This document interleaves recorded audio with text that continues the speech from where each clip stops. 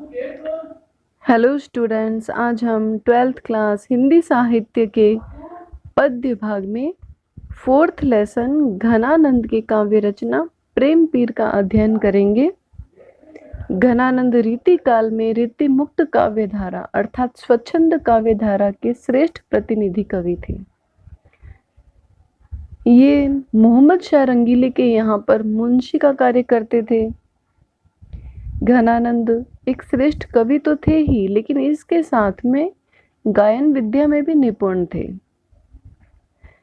कहा जाता है कि मोहम्मद शाह के दरबार में एक नर्तकी सुजान थी। उस सुजान से घनानंद का अटूट प्रेम संबंध था। सारे दरबारी घनानंद से ईर्ष्या करते थे। एक दिन दरबार में घनानंद को कुछ गाने के लिए कहा गया तो उसने मना कर दिया।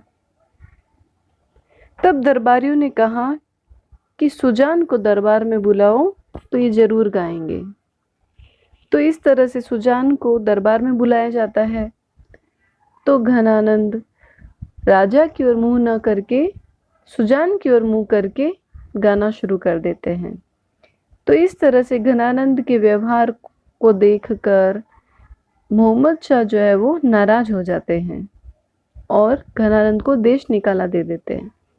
तो जाते जाते घनानंद सुजान को भी साथ में चलने का आग्रह करते हैं, लेकिन सुजान मना कर देती है। तो इस तरह से घनानंद के मन में वैराग्य की भावना उत्पन्न हो जाती है और वो वृंदावन चले जाते हैं। वहां पर जाकर निम्बार्क संप्रदाय में दीक्षित होते हैं और भक्ति भावना में लीन हो जाते हैं। लेकिन उनकी भक्ति में भी, उनकी काव्य रचना में भी सुजान हमेशा प्रतीक के रूप में उनके हर काव्य रचना में हमें दिखाई देती है। तो इस तरह से घनानंद प्रेम की पीर के श्रेष्ठ कवि थे। इनकी प्रेम रचना निर्मल उदात्त भावना से परिपूर्ण थी। तो आइए हम देखते हैं। भोर ते सांझ लो कानन और निहारती, बावरी नेकु नहारती। इस दोहे में घनानंद ने विरहिणी नायिका जो अपने प्रेमी के विरह में बहुत ही व्याकुल है, दुखी है, इसका बहुत ही मार्मिक वर्णन किया है। भोर अर्थात सुबह, लो अर्थात तक, कानन अर्थात वन या जंगल, बावरी अर्थात पागल, नेकु अर्थात थोड़ा, हारती अर्थात थकना। तो कवि कहते हैं कि अपने प्रेमी के विरह में व्याकुल, दुखी, पागल नायिका सुबह से शाम तक जंगल की ओर देखती रहती है, नेकु न हारती, और इस तरह से वह लगातार जंगल की ओर देखती हुई थोड़ा भी थकती नहीं है। सांझ ते भोर लो तारनी ताकि वो तारनी सो इक तार न टारती। सांझ अर्थात शाम, भोर अर्थात सुबह, तारनी अर्थात तारों को, तारनी सो अर्थात पुतलियों से, इक तार अर्थात एक टक, टारती अर्थात हटाना। अब कवि कहते हैं कि सांझ ते भोर लो तारनी ताकि वो तारनी सो इक तार, कि शाम से सुबह तक अर्थात सारी रात आकाश में तारों को अपनी आंखों की पुतलियों से एक टक ताकती रहती है अर्थात देखती रहती है, न टारती, और इस प्रकार आंखों की पुतलियों से तारों को एक टक निहारते हुए वह अपनी आंखों को तारों से हटाती नहीं है। जो कहूँ भावत तो दीठी परे घन आनंद, आंसुनी अवसर गारती। जो कहूँ अर्थात जब कभी, भावतो अर्थात अच्छा लगना, दीठी अर्थात दृष्टि, अवसर अर्थात अवसर, गारती अर्थात गला देना या गंवा देना। अब कवि कहते हैं कि जो कहो भावतो दीठी परे, कि जब कभी उसके मन को अच्छे लगने वाले प्रियतम के दर्शन हो जाए अर्थात उसके प्रियतम सामने दिख जाए, तो आंसुनी अवसर गारती, तो सामने प्रियतम को देखकर आंखों में आंसू उमड़ आते और इस तरह से आंखों में आंसू आने से वह अपने प्रियतम को देखने का अवसर भी गंवा देती थी। मोहन सोहनी जोहन की लगी रहे आँखिन के उर आरती। मोहन अर्थात मन को मोहित करने वाले, सोहन अर्थात सामने, जोहन अर्थात देखना, आँखिन के उर का मतलब होता है आंखों के हृदय से, आरती अर्थात इच्छा। अब कवि कहते हैं कि मोहन सोहन जोहन को लगी रहे आँखिन के उर आरती कि नायिका को मन को मोहित करने वाले अर्थात उसके प्रियतम या श्री कृष्ण को सामने देखने की इच्छा उसके आंखों के हृदय में हमेशा बनी रहती है। तो यहाँ पे हम देखेंगे कि किस तरह से नायिका सदैव अपने प्रियतम को देखने के लिए विरह में उनके व्याकुल रहती है कि कभी उनको कहीं से अपने प्रियतम के दर्शन हो जाए। और इस तरह से वह एकटक जंगल में तारों को निहारती रहती है। तो यहाँ पर इस छंद में विरहणी नायिका का बहुत ही मार्मिक और बारीकी से वर्णन हुआ है। तो यहाँ पर हम देखेंगे कि तारनी ताकि वो तारनी, तब वर्ण आवृत हो रहा है तो अनुप्रास अलंकार हो जाएगा, क्योंकि जहाँ पर वर्ण आवृत होता है वहाँ पे अनुप्रास अलंकार हो जाता है।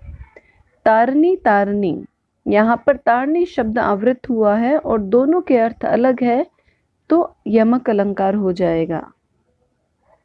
एक तारनी का अर्थ है तारों को और दूसरे तारनी का अर्थ है पुतलियों से। आंसुनी अवसर अवर्ण आवृत हो रहा है तो अनुप्रास अलंकार हो जाएगा। अवसर गारती अर्थात अवसर गंवा देना, अवसर को खो देना, तो इस तरह से मुहावरों का भी प्रयोग किया गया है। फिर हम देखेंगे गरल गुमान की गरावनी दशा को पान, करी करी धौंस रेनी प्राण घट घोटी बो। इस दोहे में कवि ने बताया है कि प्रेमी को जो है हमेशा अपने प्रेम के मार्ग में कष्ट ही उठाने पड़ते हैं, अर्थात विरह को सहन ही करना पड़ता है। गरल अर्थात विष, गुमान अर्थात घमंड, गरावनी अर्थात गलाने वाली, दशा अर्थात अवस्था, पान अर्थात पीना या सहन करना, धौंस रेनी अर्थात दिन रात, घट अर्थात हृदय, घोटीबो अर्थात घोट कर रखना।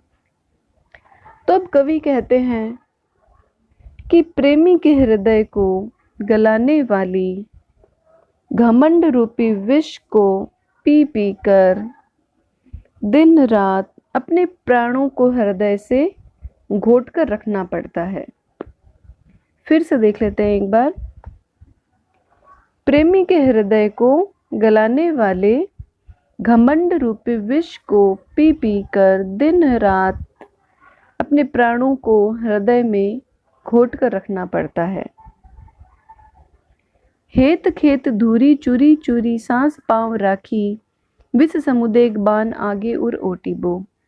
हेत खेत धूरी अर्थात प्रेम रूपी रण क्षेत्र की धूल, पांव अर्थात पैर, विष समुदेग बाण अर्थात व्याकुलता के विषैले बाण, उर अर्थात हृदय, ओटीबो अर्थात सामना करना। अब कवि कहते हैं कि हेत खेत धूरी चूरी चूरी सांस पांव राखी, अर्थात प्रेम रूपी रण क्षेत्र की धूल में पैर डालकर विष समुदेग बाण आगे उर ओटीबो, व्याकुलता के बाणों का अपने हृदय से सामना करना ही पड़ता है। इसमें कहने का भाव ये है कि प्रेमी को अपने प्रेम में घमंड को छोड़कर व्याकुलता को सहन करना ही पड़ता है। जान प्यारे जो न मन आने तो आनंद घन, भूली तू न सुमीरी परेखे चख चोटी बो। चख का अर्थ होता है आंख, या झगड़ा, चोटिबो अर्थात चोट। तो अब कवि कहते हैं कि जान प्यारे जो न मन आने तो, कि प्रेम पात्र यदि ध्यान न दे तो भी, जान प्यारे जो न मन आने तो, प्रेम पात्र अगर हमारी तरफ ध्यान न दे तो भी, भूली तू न सुमीरी परे खेचक चोटिबो, नेत्रों से की गई चोटों को लेकर हमें पछताना नहीं चाहिए। चख चोटिबो अर्थात नेत्र से की गई या आंख के द्वारा की गई चोटों को हमें सहन ही करना पड़ता है और इसको लेकर हमें पछताना नहीं चाहिए। तिन्हें ये सिराती छाती तो ही वे लगती ताती, तिन्हें अर्थात प्रेम पात्र, सिराती अर्थात शीतलता, छाती अर्थात हृदय, तो ही वे अर्थात प्रेमी को, ताती अर्थात विरह का ताप।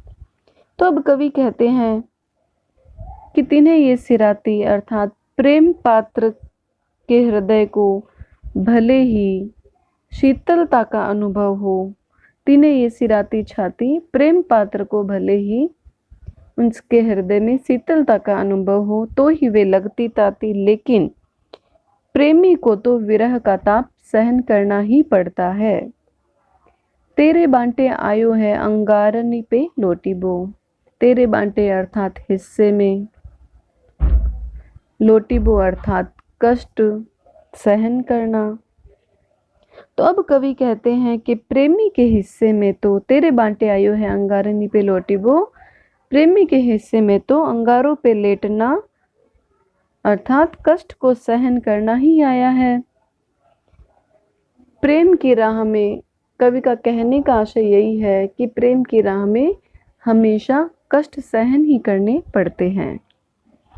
तो यहाँ पर हम देखेंगे कि गरल गुमान की गरावनी, ग वर्ण आवृत हो रहा है तो अनुप्रास अलंकार हो जाएगा। घट घोटिबो, यहाँ पर घ वर्ण आवृत हो रहा है तो यहाँ पर भी अनुप्रास अलंकार हो जाएगा।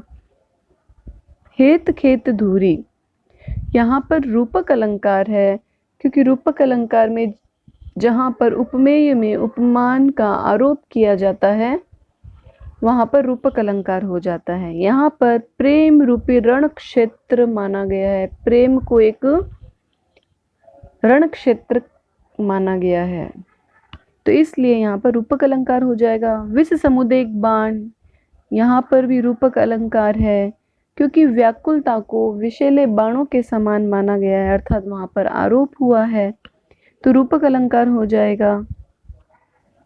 तो इस तरह से इन छंदों में घनानंद ने प्रेम की पीड़ा का बहुत ही बारीकी से और मार्मिक वर्णन किया है। किस तरह से विरणी नायिका अपने प्रेमी के दर्शन के लिए व्याकुल रहती है और किस तरह से प्रेमी को अपने मार्ग में, अपने जीवन में हमेशा विरह को सहन करना पड़ता है। अगर आपको हमारा यह वीडियो पसंद आया तो प्लीज़ इस चैनल को लाइक और सब्सक्राइब जरूर करें और कमेंट बॉक्स में अपने कमेंट जरूर लिखें। धन्यवाद।